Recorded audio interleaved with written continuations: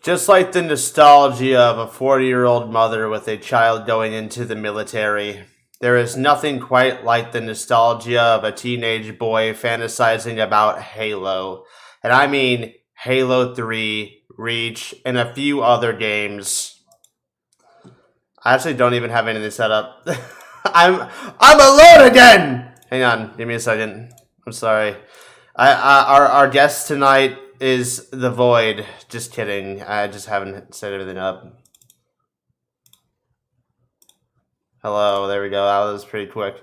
Discord audio is also just... Oh my god, I don't have the audio set up, and thank god, because that shit was fucking loud. Right now it's set up.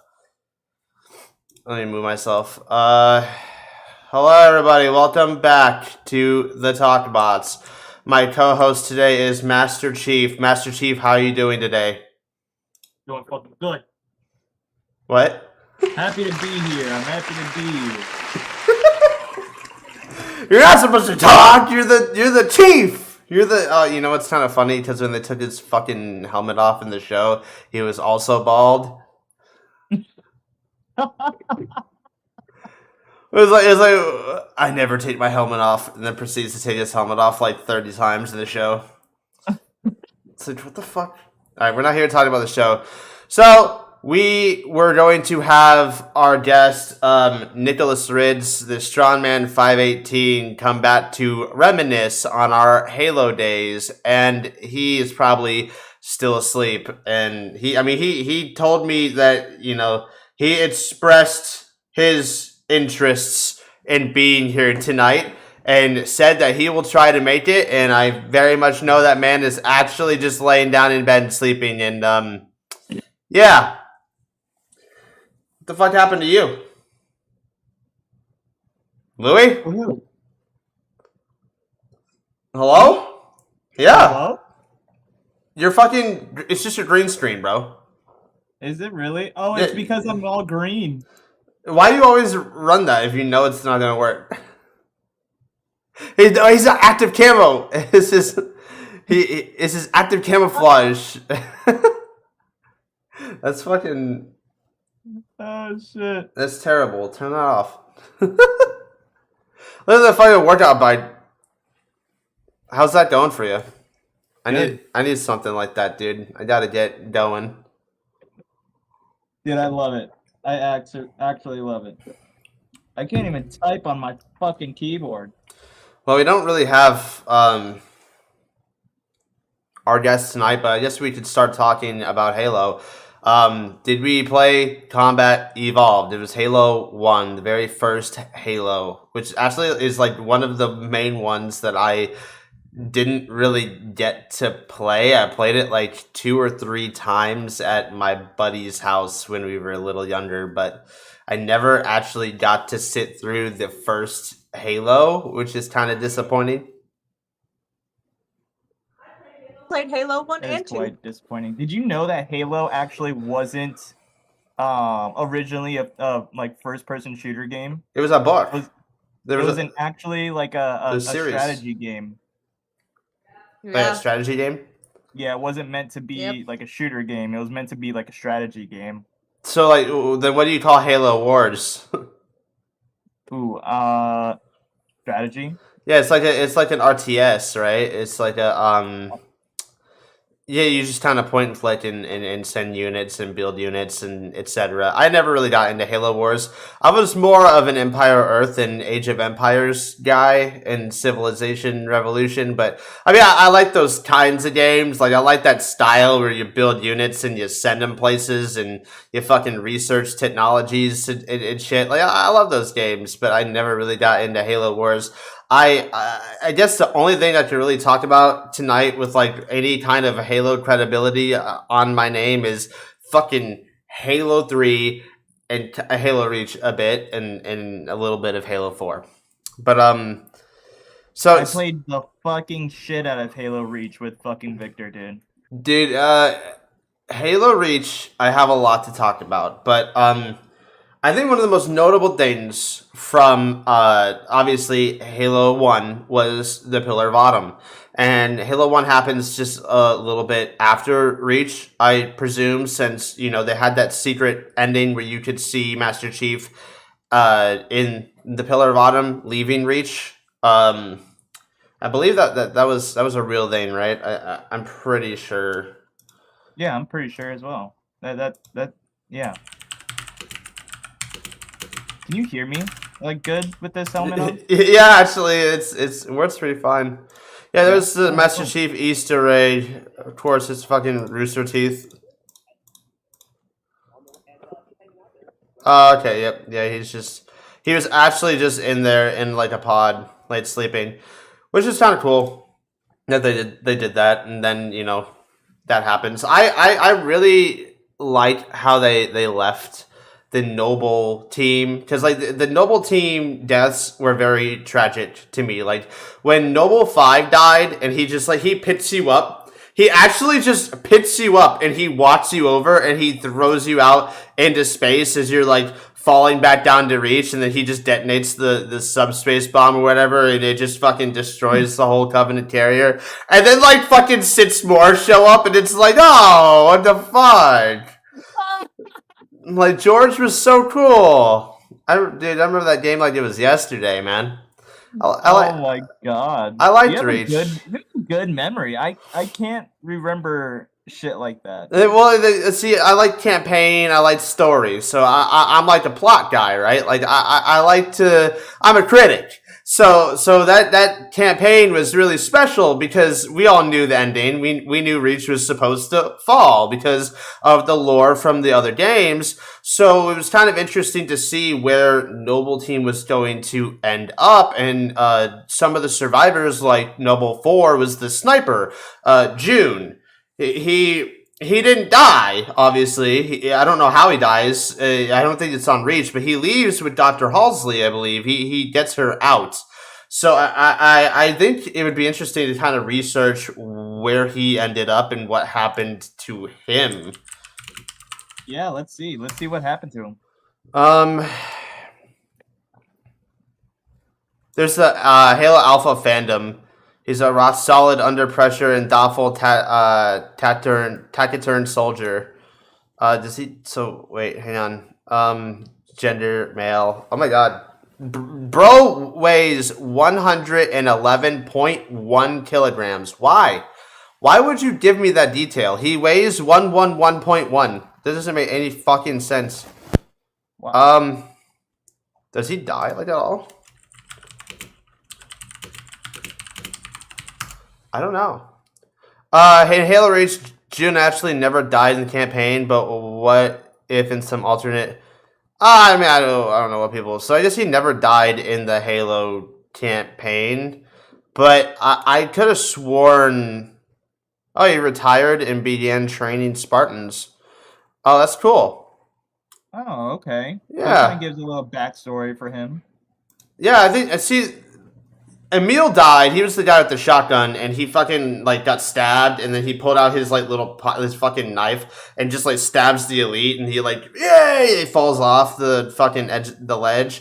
I thought it would have been so cool because at the very end, when you're playing Noble 6 in the final stand, fucking unloading on elites, and they're running after you, and they have that little cutscene at the end where the elite is standing over you and is about to stab you with the energy sword.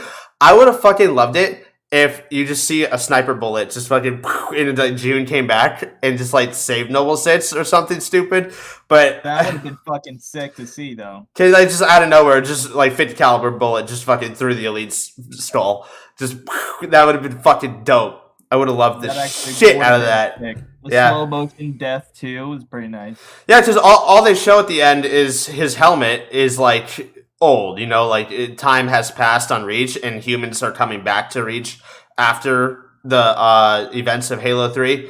And well, it's just in Halo 3 had the biggest bromance of all time, dude. Master Chief and the Arbiter. That shit was nuts, dude. The Arbiter was like my favorite character. He was so cool. For real. Like when Chief dies, like they blow up the Halo ring and he's in the Pelican flying away. And he's just fucking sitting there, and he freezes himself up. Half the Pelican gets like blown off, and the other half is floating in space. He pulls the whole Tony Stark thing from Infinity War, and that's why they all think he's dead, was because the other half of the Pelican fucking lands. I think on Earth. I don't remember what planet it lands on. But the Arbiter, when they're doing the whole fucking speech and turning it into like a memorial for everybody that died, and Johnson and Chief, and the Arbiter someone's like, I can't believe he's dead, and Arbiter says, "Were it so easy?" It's like, oh, god damn it! What a great ending to a fantastic game. We'll never get another Halo 3. We will never. We'll actually. Hello. Someone joined. That is our boy Tucker. Everybody, welcome Tucker to the Talk Bots again. He decided to pop in and say hello. I definitely did not invite him. Don't look at my messages because it's totally there. I'm not going to incriminate myself. Welcome, Tucker. We're talking about Halo. Don't you have a bunch of Halo merch that got us started into this topic? Because last week, last week on the Talk Bots, you decided to get us all started on the Halo topic when we were talking about sitters versus standards on if you wipe your ass standing up or do you wipe your ass sitting down. Yeah, I started with that, my Halo Light. And then I also got a controller holder, Master Chief. A controller holder? Yeah, You want me to sign that for you? I got it right there. Tucker, you are in the presence of Master Chief himself. What is wrong? That's a cool controller. Never mind. Sorry, Louie. Fuck your thing. That's really cool. I like that controller. It's pretty dope. Yeah, but I got all kinds of Halo stuff. That's why everything on my accounts, like all my social media, all that is usually Halo related, whether it be I'm Condemned ODST on Xbox. Or Yeah, your butt Spartan ODST on fucking Facebook, bro. Exactly. Speaking of which, there will never be another Halo 3 ODST. There will never be another one. Like, dude, ODST had the greatest vibe. If we could bring that vibe back and apply that to the open world, like that was the first time it felt like you were playing a Halo game in open world. You were just going around New Mombasa City. It was raining. It was quiet. It was stealthy. You could see the Covenant teams, the squads kind of roaming around. You could pick them off from a distance. And you had the SMG with the fucking silencer on it. That game was so good. Yeah. Yeah, that game was really good, dude.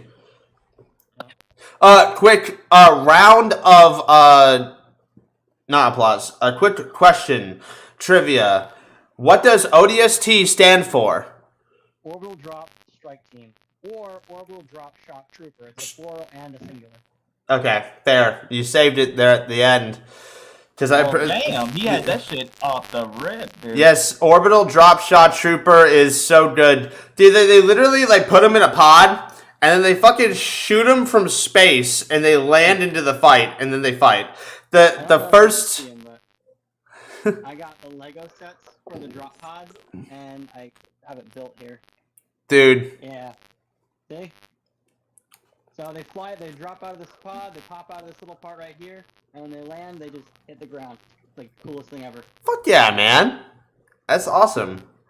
I see all the Lego stuff. the fucking first scene, the first actual scene of Halo 3 ODST when you're in the pod and it's just fucking like shaking and you're just falling and everybody's going around with the comms. That is awesome. That was so intense. What I love is doing the continuity between the games, because during that moment is actually halfway through the campaign Halo 2 when you first fight the Scarab, and then they leave and jump inside the city with the Covenant ship. I thought that was during Halo 3, because like you're like right around New Mombasa City in Halo 3. Go back to play Halo 2. When you fight the Scarab in Halo 2, you're fighting the Scarab in New Mombasa. And whenever they jump inside the city, that's what they see. That's what they show in ODST. They show the ship. Oh, what the fuck? So you kind of go back there. You go back there in Halo 3, okay.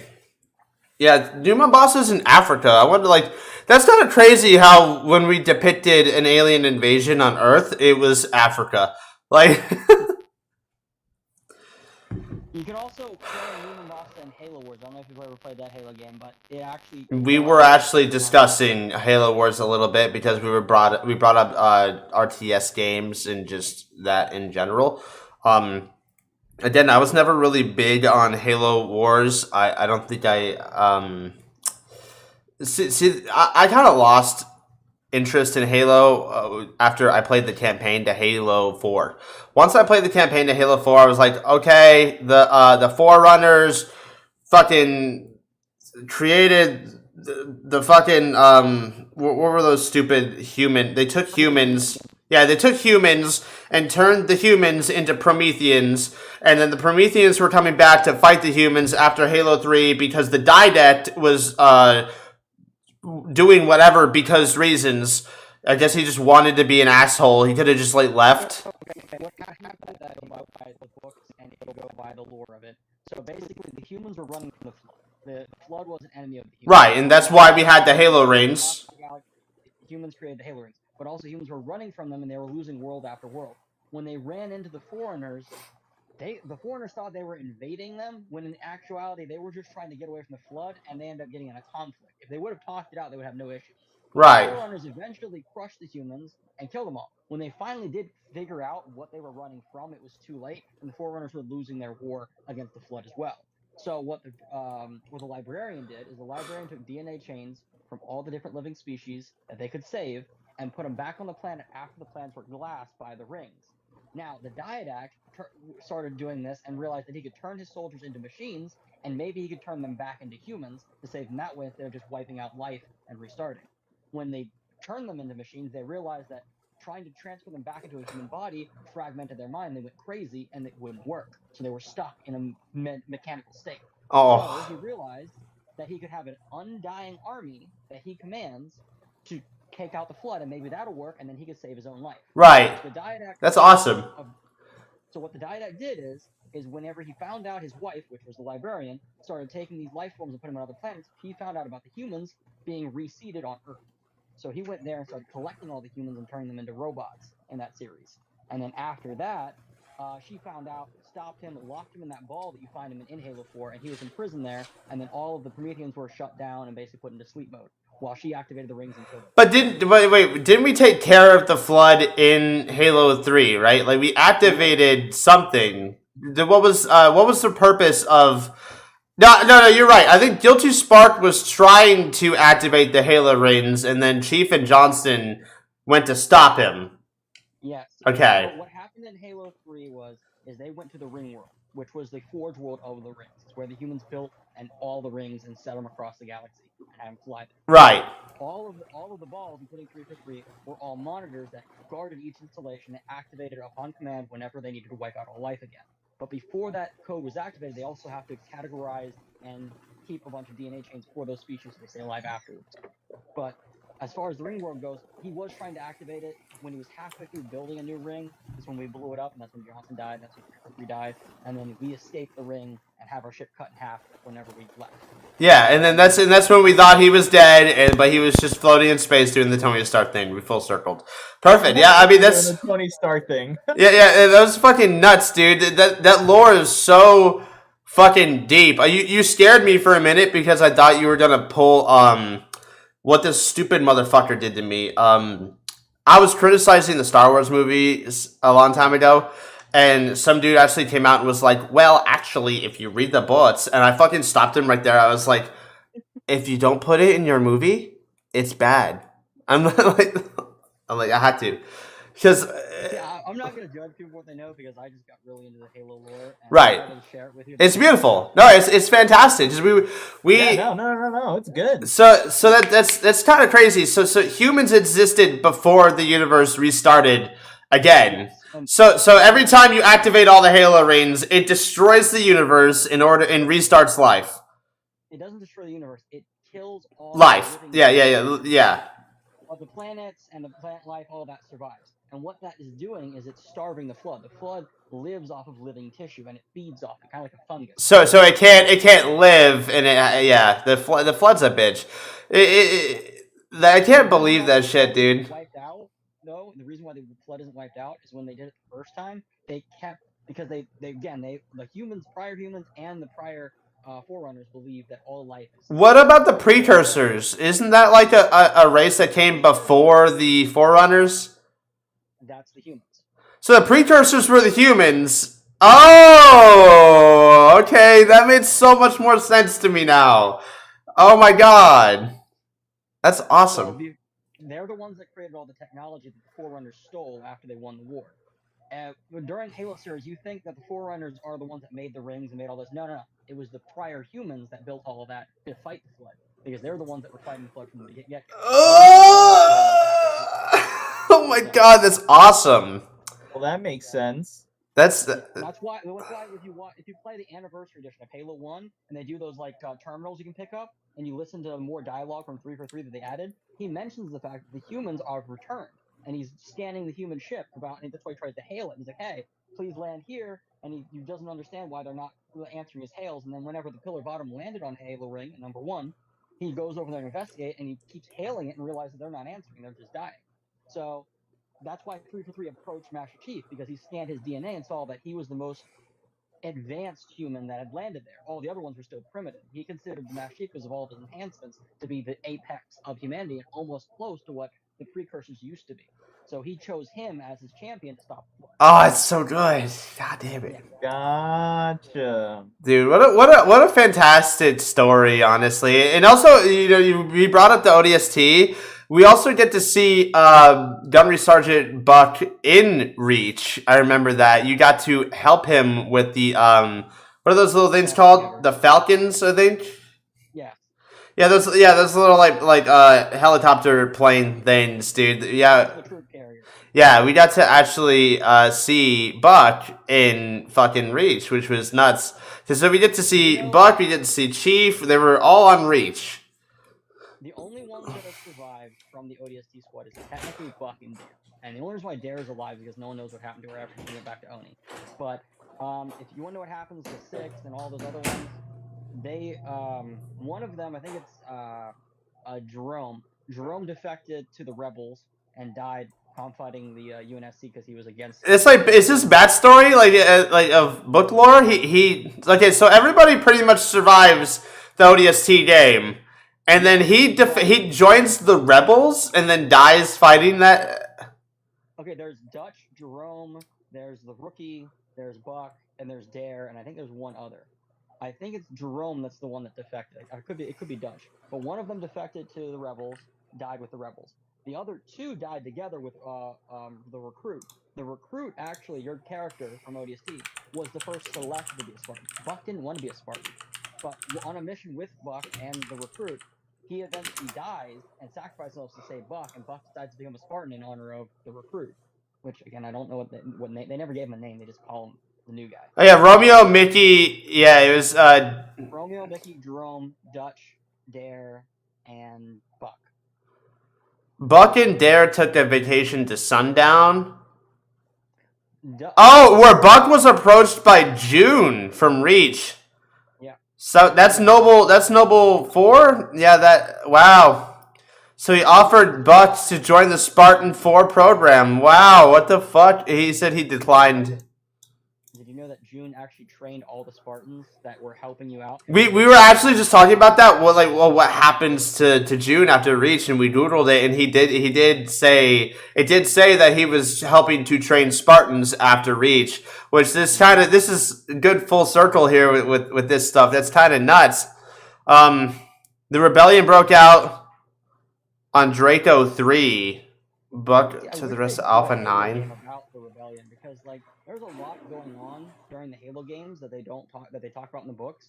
Because during the Spartan program, there was a lot of people that figured out that they were taking their kids to turn them into Spartans, and they joined the Rebel Resistance too. Oh, talking about how the UNSC was conquering the globe and making it one nation, and there wanted to be other factions that didn't want to be under the UNSC's rule. So there's a whole human faction that was combating the UNSC while the Covenant was invading.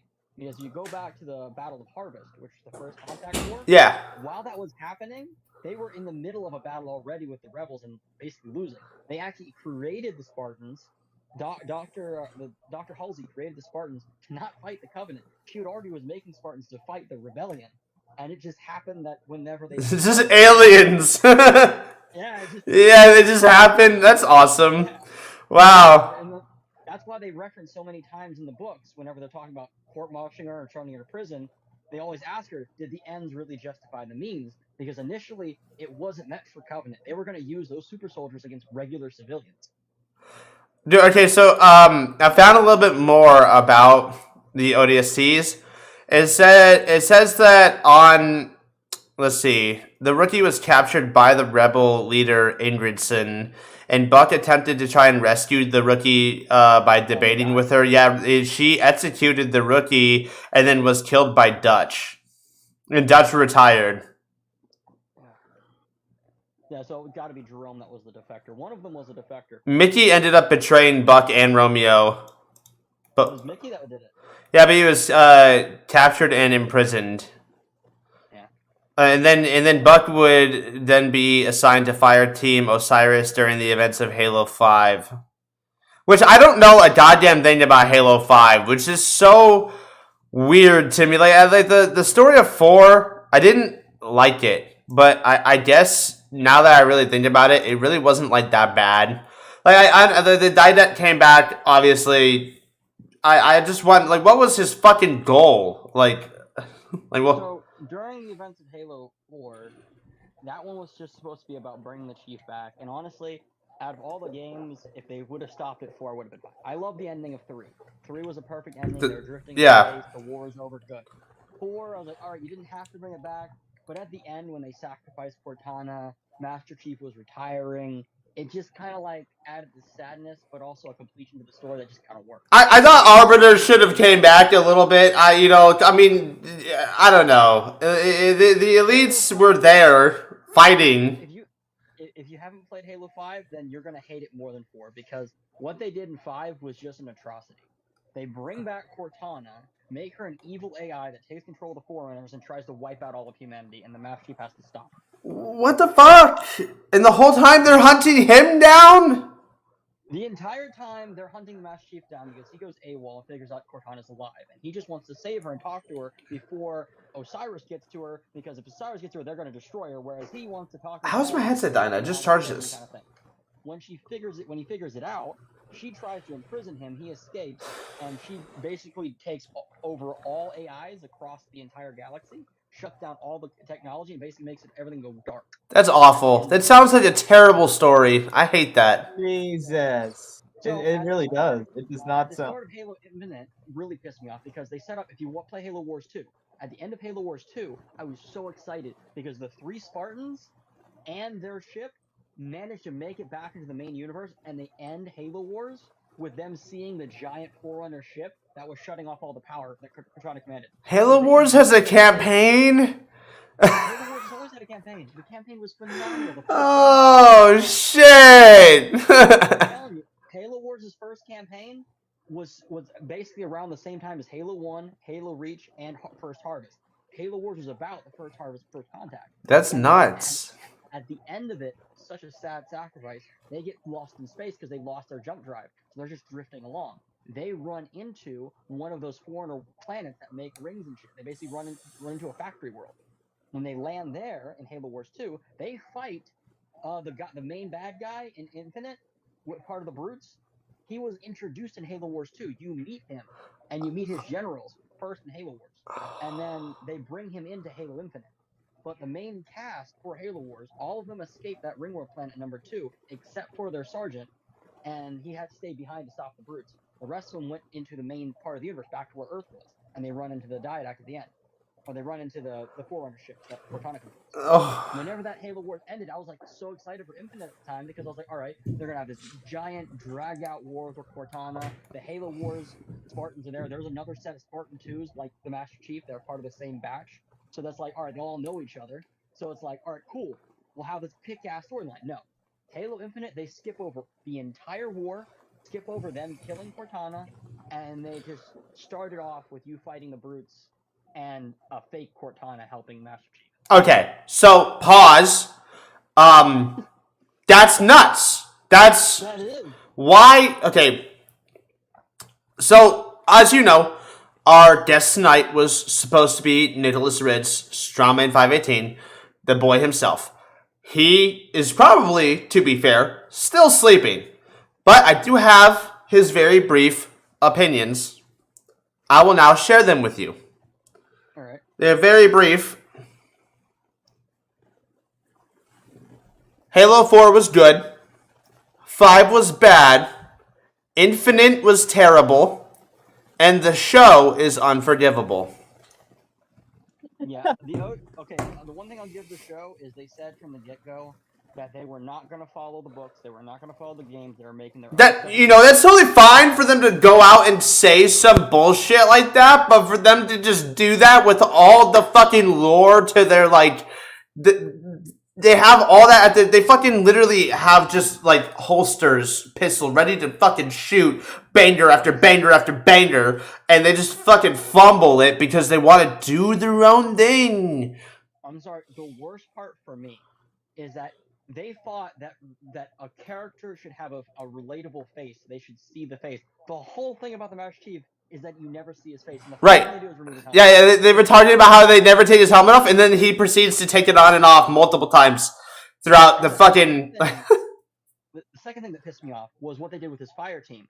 He already had Kelly, Linda, and George. You don't need to change his fire team. And they changed his fire team to 3 other random characters in the show that were not relevant to the Master Chief. Yeah. I haven't actually sat down and given it a watch myself. I just took all of everybody else's very valid criticisms and said, yep, not worth my time. But if I ever get around to it, I may get around to it. I'll probably get around to it if I don't die before the One Piece is made. I'm gonna fucking get around to maybe watching that fucking show. Well, now that I've criticized it, let me We tell you the could. highlight. We have Paramount Plus. Okay. We could Now just that watch I've it. criticized it, Yeah, we literally can. I gotta watch Doctor Who first. So the Yes. highlight for me is that because if you disconnect from the games and the books, they're making their own storyline with it. Think of it as like a what-if universe kind of thing. Awful, but okay. The action scenes, not bad. That's what somebody did say. A good friend of mine did say that the fucking fighting is pretty cool. And they do click on a part that I just complained about, which is them not mentioning the rebels in anything. In the start of the Halo movies, it's about the rebels right off the bat getting attacked by the Covenant and the Master Chief coming in and saving. So it does touch on a lot of the topics that the games and books never did. And even though it changes the storyline, I think it adds a little bit more depth to the universe in the sense that it actually goes into topics that they wouldn't cover anywhere else. And it also explains more about the Spartan program with Dr. Halsey. And I think that's even better because they never really did do it in the games. But in the movie, they actually do, for the most part, almost keep it accurate for why she started the program, how she created Cortana. Yeah, I mean, I get them trying to make her more of a relatable character and give her some more depth and show her why she did what she did. And that's fine and dandy. But ultimately, we can agree the show was at the very least mediocre, if not bad. I think that the main thing I want to shift our focus to is the quality of the games and the gameplay.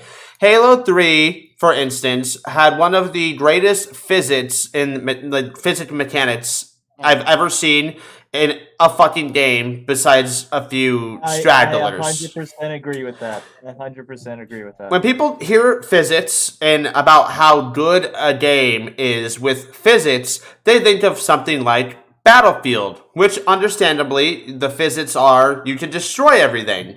But that doesn't really make it fun for me.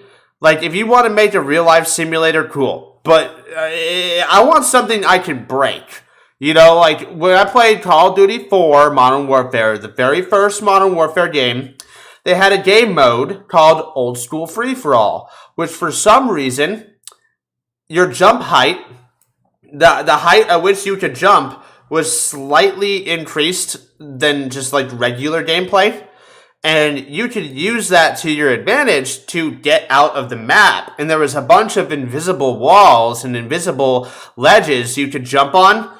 And it was like trying to remember a cheat code to like maneuver around the maps through all these invisible things and walls that you could walk through, which just made the game so much more fun to me. And stuff like that is part of Halo as well, like how the physics work in Halo. For example, Dennis and I, back in the day, we were playing Halo 3. Oh look, a Banshee is coming down. How are we gonna kill it? It was on we were playing like Slayer or something. I threw a fucking plasma grenade at it and I missed like a goober. And he had a Spartan laser and he fucking missed. But he shot the hitbox. He shot my plasma grenade when it was right next to the Banshee, and it exploded, and the splash damage killed the Banshee. It was like, I literally went back into, not Forge, or the, where you can record it. I fucking played it in slow motion, like, 100 times. I was like, I cannot fucking believe that just happened. It was so good. A shot of a lifetime, I'll tell you what. Can't can't do that again. Honest to God, we used to take the barriers. The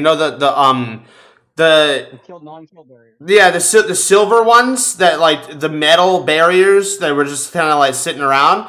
We used to take those and put them on top of warthogs and like around the back, and we would give warthogs like armor, and we fucking just drive around with like these barriers like covering it. We do the same thing with the skinny ones for the mongoose, and people would just be shooting at us, and we're just like have this barrier in our face. Oh my god! We have a whole fucking armored vehicle. Yeah, Halo 3 had the best Forge World, the best everything. because it actually had different like fucking like wedges and different angles.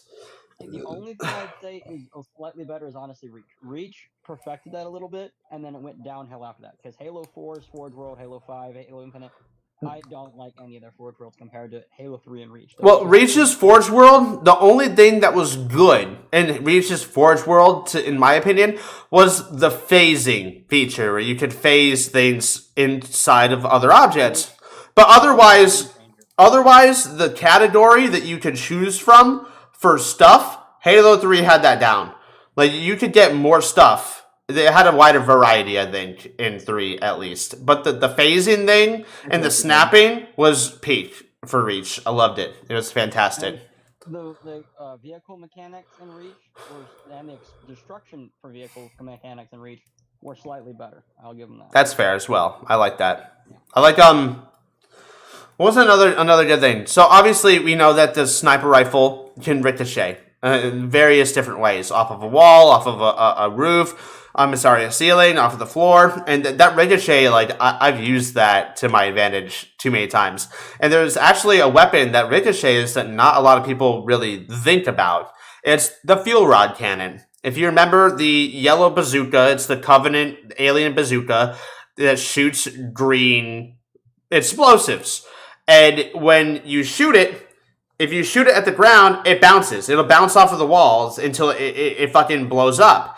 But you can see it even if you just shoot it regularly and it's just flying through the air. You'll see it enter a second phase where it has like a small explosion and it turns into like no more bounce. It's full damage. It's coming after you. Like you can see when it does that. And I always thought that was a very like interesting mechanic to give to the Covenant weapon, because you just go up, if you're like turning a corner, you just fucking unload on the wall and have it like bounce towards the other direction. And god, the gravity hammer, oh my god, the gravity hammer, dude. Yeah, there's actually quite a few weapons that the Covenant had that did the whole bounce effect. The beam rifle was one of them. The needle rifle when it came out in Reach, which was phenomenal, also broken. Yeah, that's such a good gun. The needle rifle, what the fuck was that? It was basically a DMR needler, and it just did so much more damage than the needler. What did you like more, the DMR or the battle rifle? I like the triple shot battle rifle. Okay, so the original Halo 3 BR. Mm-hmm. Okay, me as well. That was definitely the best weapon to actually run in that game, and I think that I found myself running it. If you get your aim good with it, it basically can one tap in the head for the most part. There is the biggest thing that I really did want to discuss tonight was the custom games. Because when I played Halo 3, I played a solid, like, multiple years of Halo 3. I actually never touched multiplayer. I played custom games, and custom games only. We had Mongoose Season, which was on Sandbox, where you had to drive the mongoose around a giant track while there was a zombie, an infected, with a sniper rifle on like a box in the middle of the ring, shooting at you guys while you were all driving mongooses around the fucking thing. What the hell? Yeah. Back in the day, we called that duck hunt, No. Duck Hunt was its own thing. It did that, but it was like a more of a two-dimensional map that you had to run across and then run across and then run across. Mongoose Season was just a racetrack that you had to drive the mongooses all the way around. And that Oh, that sounds dope as fuck. dude, it was amazing. Then we had I've never played Jenga. that. We had Jenga Wall, where it was Jenga Wall was like a wall made of a bunch of items that could move. And it was really rickety and shaky, you know. There was pallets and fucking. It was really hard to stay on it. You had to stay on that bench for like 13 minutes, while the zombie had a gravity hammer and was using the gravity hammer to push objects into the man cannons to launch those objects at the wall to knock the wall down. It was so nuts. Halo Reach improved upon a lot of those, especially like Jenga, because they had what they did called giant Jenga, and it literally looked like an Eiffel Tower that a whole team would stand on. And they made it where the objects would move with explosions, so we all had bazookas and we'd shoot the other tower and try to knock it down. And little blocks would fall off the other tower back and forth and try to knock each other's tower over before ours fell over. Dude. Another fun one was called Sled Ride. Sled Ride was a free-for-all game mode. Sled Ride. Where the bottom is a portal and the top is a portal. You get in the vehicle, you shoot off, you fall onto this map, and you infinitely fall down this hill. And the idea is to splatter people, run over people, or use the cannons like the rocket launcher and all that to shoot off the side of the vehicle to blow up their vehicle as they fall on the slope. Bro! The faster you fall, the faster you fall, and you'll just keep going, pew. And the last one standing is the winner. You all get one life. It was so fun. Bro, do you remember fucking Trash Compactor? I think so, yeah. Where you used to the zombie would throw stuff down into the trash compactor, and it was like a long, narrow hallway, and you had to like dodge the stuff that he like throws at you, and falls down and gets pushed by man cannons and just gets launched at you. I died. Did you ever play Hotel Hallway? No, what's that one? It's literally just like you'd expect, a hotel hallway all the way down, and all the doors are portals that lead somewhere else in that hallway. That sounds terrible. Is that fucking Scooby-Doo? Pretty much. The other side, the other team, and yeah, it basically is like the Scooby-Doo hallway. And each like doorway has like a little in niche, so you can like hide in that hallway doorway, and you just kind of like fight over the middle. And if you play King of the Hill in that, the hill is in the exact center. That sounds awful. You fight your way down the hallway and try to kill them. It's great. Do you remember Blue Room? Is that the one where from Halo 1? No, Blue Room was in Halo 3. You remember the snow map? Yes. Okay, so there's the two, what are those two Covenant, like, buildings in that map? There's, one that's offline and one that's online. And if you go down, there's like 4 different ways you can come from, or like 5. And then there's that tiny little ice cave in the middle of the map.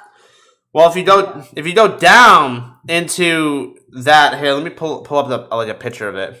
Yeah, basically at the tip of it was that little overhanging like slope, and you had the entrance in the middle, and then between the two bases on either side, you can grow through a hallway. But if you go through the front entrance where the tip of the cliff is, you have like this little like grab jump that jumps you to the back of the cave. Okay, That's so what you're talking about? no. So Blue Room was So when we first made this, it wasn't just us. Somebody made this map. They I think you're right. It's one of those cannon things. The Covenant just shoots a laser beam up into the air. So when you go down there, there's a floor, and underneath the floor, there's a very tiny fucking like space underneath. And if you go into Forge, and you pitch somebody up while they're on a turret, and then you flip the turret around and you push them down, it'll force them through the floor and they'll go into that room, and then they can turn into Forge and start putting spawn points down there. And so we made it to where it was this tiny little room in this one map, and it would just fucking constantly spawn us in it, and it was underneath the map, and it was really cool. I'll have to send it to you. It was different. It was definitely different. Because like you could obviously do that in like any forge capacity. You could just make like a little room, but this was actually like part of the map, and you push like people into it, and you enter it. So it was just a little You can do different. that in the Forge World and Reach, that giant green one.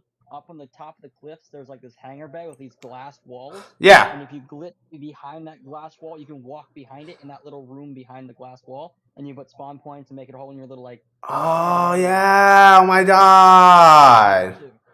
I forgot about that one. The Forge World was pretty cool. Yeah, I liked Forge World in Halo Reach. Dude, I recreated Lockout on that Forge World, and it was just phenomenal. Hell yeah, dude. We should totally see if there's like a Lethal Company map for Forge World. With Halo on it. Yeah, like a Halo Forge World. Or like a Master Chief Cool. Master Chief suits. What I love is the Call of Duty maps that they put into Forge World, because like I downloaded Rust for the Halo. Yeah, oh my god. People went hard with that. That's awesome. So to bring it back to physics, there was a certain drop pod. It was the weapon drop pod. It was a little skinnier. It was a little smaller, and it had a weapon in it. And they used it for a lot of different maps in the campaign, etc. And it looked and the UNSC version. Yeah, it looked like a little missile that would pop open with a weapon in it. Now the physics of that thing, we made what was it called? Elephant. You know the elephant from Sand Trap? Where it's the biggest vehicle in the game, where it's really slow and it's got turrets on it. We took the missile pod thing, the weapon pod, and put it underneath, inside the elephant, and put a man cannon underneath it to push it up, and it launched the elephants. Not launched, but it lifted them into the air, and then they were both flying in the air, rotating. And we had teams fight each other from the elephants. It was like 2 sky bases. And that shit was fucking... What the fuck? Yeah, man. It was so cool. Like... that was just from the physics. Nowadays, you don't have to break a game to get it to do something cool. You just fucking modify it. Which I get. Like, it's cool. But it's kind of lame. In a weird way. Like, I love breaking games. My favorite thing is to break a game. I want it to never work again. I want it to explode. Like, when we found out about the swing set of death in Grand Theft Auto 4. You drive a car up to the swing set, and you touch the car to the swing set, and it fucking just, the physics of the swing set just makes it fucking, it fucking launches you across the map for just no reason. What the fuck? I actually recently bought GTA 4. I showed, and yeah. I was playing it. Yeah, he actually showed me the swing set of death, and I sat there for like an hour driving random vehicles up to it and having them hit. We got like, me and Victor, like we got Victor and like 4 other people in an ambulance. We just all piled into an ambulance, and we all went and we just touched it, and we fucking went flying across the map. We were all screaming, jumping out and hitting a parachute and just fucking slapping into a building and exploding. God, that shit was peak, bro. That was peak. You know, another map that I love from Halo 3, and a feature that I love from Halo 3, was all the DLC maps had skulls on them, and even some of the older maps had skulls on them. Right. Trying to find them. But by far, the most just complicated one that I just loved going after was the sandbox map, where the towers, if you went outside the bounds, the towers would They shoot the laser beams! Yeah! Make your way all the way to one of those towers to get the skulls. So you were using Forge World, the little boxes, trying to make a little tunnel to make your. Because they'll shoot you as Guilty Spark. Yeah, that shit was hard. That was awesome. And I love the secret feature of that map. You just play their pre-built maps. You'd never know it. But in the exact center of the map is a little block you can remove, and there's a giant, like, underground square that you can build in. Yeah. Yep. There was an underground, and above ground, and then in the air. Yep. Yep. It was fantastic. I love that. Yeah, man. And you know, speaking of like when you actually had to work to discover and like change things in video games. Oh my god, I'm so sorry. Just got really fucking gassy. You actually had to work really hard to discover things in video games back in the day. The Vidmaster challenges, I did every single Vidmaster challenge except for 2 of them. And I'll tell you why I didn't do them. The first one that I didn't do was Vidmaster Challenge Light Switch, which was the easiest one. All I had to do was play multiplayer. Like, literally, that's all I had to do, which I never did. I said, you know what, that's the easiest one. I'll save that for last. And then the second one that I didn't do was Vidmaster Challenge Endure. That's where you had to play Halo 3 ODST, Firefight on Heroic, and get to, like, the 4th set or whatever, which was impossible. Like, Firefight was so fucking hard for no goddamn reason. Yes? I did that. I hate did the ODST. I hate you. But no, here's the part that really just, to this day, if you look at my achievement list, you'll see I only have 2 achievements for that game. One that says using the Needler in Mission 3, and the other one that is like another achievement for later on the campaign. I beat that game on Legendary solo and with a squad, got all the achievements, all the collectibles, it deleted all my achievements. Did it a second time with my brother, deleted all my achievements again. Did you ever do Vidmaster Challenge? I did the ODST one time on ODST. Never did it again. No, but there was another one on ODST where you had to use the Mongooses with the rocket launchers during the campaign. Yeah, did that. And what about what was the one called? My favorite one. My favorite one was the one where you had to finish the end of the Halo 3 campaign in Ghosts on Legendary. Yeah, I did that one too. That was an easy one, honestly. Yeah, that was the fun one. I like that one. No, ODST, you're doing that Ghost on. In fact, the Ghosts are easier to use than the actual frickin' Warthog for the end of Halo 3. I mean, they're kind of not as tanky. Yeah, but they go through the map faster, and you can catch the ground as they explode. I mean, that was annual. The more you take, the more of the front of the map is slowly falling in. But if you go fast enough, it's like nothing is exploded, and it's all nice and flat, and there's no holes. Nice. Oh yeah, Deja Vu was that other one. And the Vidmaster Challenge Classic was just beat it on Legendary solo without shooting or throwing a grenade. Power sliding or honking a horn of vehicles would be counted as shooting and throwing a grenade. That's lame. Pretty much. Yeah, basically, so the reason why I never went back and completed these was because around the time that I was actually doing them and I was going to get them all done, Halo Reach came out, and the fucking first thing that they did for Halo Reach was, do you want Recon? And I'm like, bro, that's the whole reason why I've been doing all these Vidmaster challenges, like busting my ass to do all these challenges, is so I can unlock Recon, and here they are fucking selling Recon to people who want to play Halo Reach. Yeah. I wanted to fucking ram my head through the drywall. I was like, what the fuck was that? Fuck you. Samurai armor with the flaming head and the... Oh no, the Hayabusa! It's just not what you're used to. You get it for free in the Master Chief Collection, so it's like you don't even have to work for it. Bro, dude, you ever heard that song? I think that was Red vs. Blue or something. And they're like...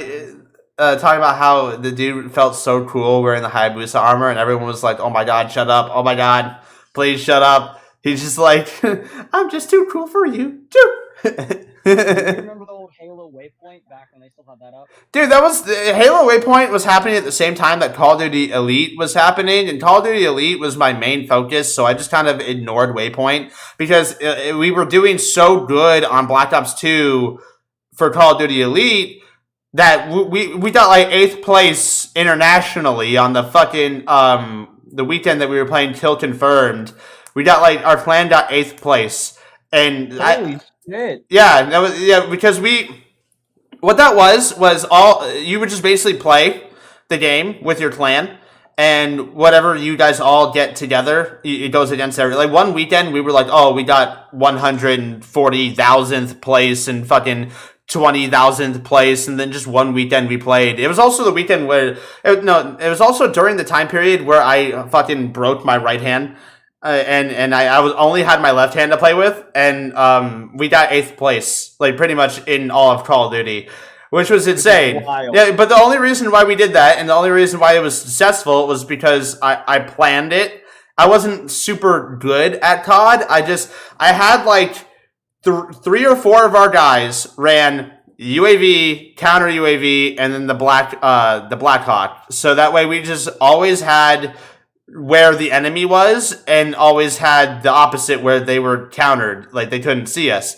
And then I had like 2 people would run the fucking airborne things, like, oh, here's the helicopter and here's the fucking whatever. And then my special kill streaks. I ran because they had score streaks. It wasn't kill streaks. You got your score streaks based off score, so you didn't have to get kills. And then the AGR and the sentry gun were 25 points away from each other, so I could get both of them in 1 kill. So I would get the sentry gun and I would set it down in front of me and I would throw down the AGR. So my little Wally drone would start just driving around the map killing people. And then I laid down behind my sentry gun and just grabbed the Dragonfire, which is the little drone that just kills people. And I just went over and just started spawn killing people. And it's just... You know, it's actually better to do score streak on all the Call of Duties, because even like the new Call of Duty Modern Warfare 3 and Modern Warfare 2 that came out, you can switch it from kill streak to score streak on multiplayer. Wait, what? You get all your kill streaks way faster. You can change it? Yes, you can. You can set it to any way you want. You can either have kills or score, and I always do score, and I can sit there and get points all day and just like get all my kill streaks. No way! Like 4 times. It's great. Bro, my favorite game mode on I played the new Modern Warfares, and my favorite game mode so far has been grind.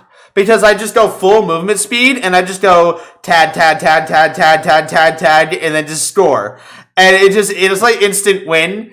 And I gotta try that. That's I'm one of those people that like smaller maps, so whenever they had shipment 24/7, I was grinding the hell out of shit. Yeah, I love Shipment. It's so like the game is shit, and not to just stray off away from Halo, but Domination, bro. I couldn't play that shit by myself, bro. I had to have a team because if I was like they're taking B, go to B, it didn't matter. My fucking team of randoms was just mounted up trying to get their gun camos and trying to I gotta get mounted kills or I gotta do this and farm kills, and it's like, okay, well, we don't lose the game, you piece of shit. So like maybe the game should make an incentive to like if you don't win all of the kills you got in the game or something don't go towards your gun. I feel that would have been such a big like change. Like you can't get your camos from just mounting. You have to mount and win. Like Yeah. that'd fuck people up. They'd be pissed. So I got a story from Halo's multiplayer. Right. This was probably the one moment where me and my brother were kids, and we used to play all the time back whenever the shit time was huge in Halo, which I think it still is, to be honest. But we were playing Capture the Flag, and our teammates were consisting of 4 small children, squeakers, that's what you used to call them. And all 4 of them didn't know how to play. So we're like, hey kid, what are you doing? I was like, well, I'm trying to pick up this gun, let me pick up this gun. I'm like, all right, I'm gonna do something for you. It's gonna be a protective force field. You run at the enemy, and it'll kill them all. He's like, oh yeah, really? How do you do it? All right, I'm gonna take this blue ball. It's gonna stick to your head, and it's gonna kill him. The plasma grenade? Yeah. So we stun flaggers and run right into the enemy base. Just do that for us. They're like suicide runs, just like in the campaign. We did this 3 times before you realized, hey, you're killing me. It's not them. Wait a minute. Oh my god, I just remembered something. What was that wraith there was like a special wraith in the Halo 3 campaign that was like purple that shot the fuel rods. Oh, that was the anti-air wraith. Dude, there was a way, it was super fucking hard to do it, but there's a way you can jack it and steal it and get into it. How? It's really hard because if you like melee it the wrong way, it'll fucking blow up. You're never supposed to be able to jack it. It was never intended for players to actually be in it. But I've done it. Like, it's weird. You have to like hit it the right way. If you could kill the person in it somehow, you could jack it. How you do it is you jump on the front, you punch only once, it'll break the door off and reveal the pilot. And then if someone else is on it or around it and can shoot at the pilot while you're on it, because what happens is when you're on top of it, it'll keep spinning in a circle. Yeah. Infinitely. But if you can have someone on the ground be able to shoot the pallet out while it's spinning, then you can hop right in instead of throwing a grenade in it. Yeah, but no, but if you melee the anti-air one and you break that lid off the top, it just explodes. Not That instantly. no, not a regular wraith, but the anti-air wraith does, I think, or I think it was if you break that lid off the top and then you kill the guy inside, it just explodes. I think you have to kill the guy while the lid is still on. It was really complicated, but it just has to like happen by accident. And I don't know how I got into it, but I got into it, and that thing is a beast. It's just like boom, boom, boom, boom, boom, boom, boom. You're just like an anti-air wraith, but it's honest to God just a fucking. That thing was nuts. There's also another game mode, another custom game mode.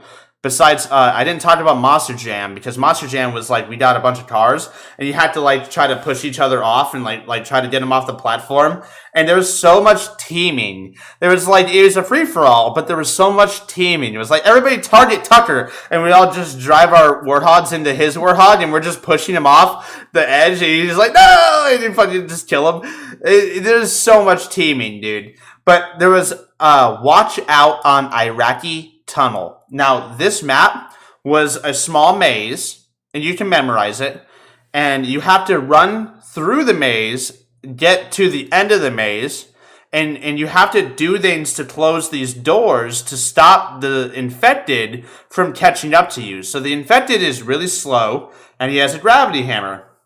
Now, the problem, and the fun part, is there's a bunch of active camos and power-ups, like overshields and whatever, and they're all over the place. But they're there for a reason. They're not there to help you. They're there to kill you. Because, you know, if you put like a dumpster in front of a man cannon, the man cannon is going to push the dumpster and just launch it off like how it should, right? Wrong. The active physics of the power-ups, if you put that in front of a dumpster with a man cannon behind it, it builds pressure. It stops it from moving.